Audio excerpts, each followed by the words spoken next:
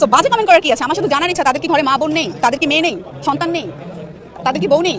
So আমরা তো কারো বোন, কারো মা হবো, কারো ওয়াইফ হবো, কারো কি বলে মেয়ে। সো আমাদেরকে এগুলো বলার আগে একটু চিন্তা করা উচিত। আমাদের বাঙালিদের আসলে মানে মেন্টালিটি অনেক খারাপ, অনেক খারাপ। এই মেন্টালিটি জায়গাটা থেকে আরেকটু পজিটিভ হওয়া উচিত। প্রচন্ড পরিমাণ নেগেটিভিটি ভরে গেছে এদের কারণে। সো এদের মাইন্ডটা একটু পজিটিভ হওয়া উচিত প্রপারলি। বিব্রত কারণ অবশ্যই আপনাকে যদি ইতি করতে চাইতেছে যে আমাকে নিয়ে যারা বাজে মন্তব্য করে তাদের কি ঘরে মা বোন নাই? হিন্দির কথার সাথে আমি একমত। আমাদের যারাই বাজে মন্তব্য করে সবাই ঘরে কি আছে? মা বোন আছে। কিন্তু আমাদের মা বোন আর তোদের মধ্যে পার্থক্য হচ্ছে যে আকাশ পাতাল।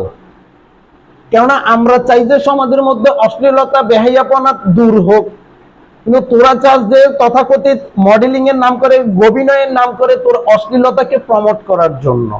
আর এই জন্যই মানুষ তোদেরকে নিয়ে কুরুচিপূর্ণ মন্তব্য করে।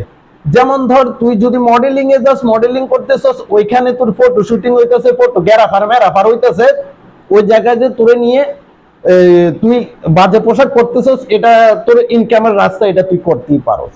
কিন্তু যখন তুই সাধারণত খয়রাতি মিডিয়ার সামনে সাক্ষাৎকার দিবি, তখনও যদি তুই কাপড় খুলে চলে আসস, তখন তোরে নিয়ে তো বাজে মন্তব্য করবে।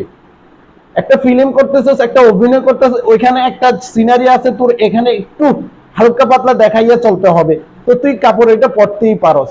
কিন্তু যখনই তুই রাস্তা দিয়ে হাইটা যাবি, অহেতু কোনো অভিনয় কিছু না, তখন যদি তুই বাজে পোশাক পরস, তখন তো তোকে নিয়ে বাজে মন্তব্য করবে।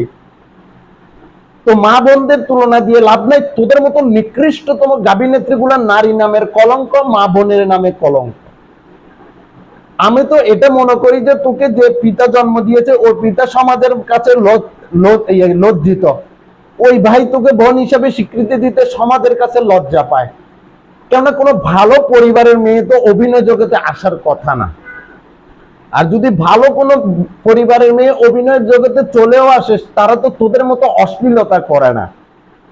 আর তোরা কোন অ্যাঙ্গেল থেকে অভিনেত্রী গাবিনেত্রী হয়ে গেছো, সেটাই আমার মাথায় ঢুকে না। কোন সুবাদে মিডিয়া তোদের সাক্ষাৎকার নেয়, সেটাও আমার মাথায় ঢুকে না।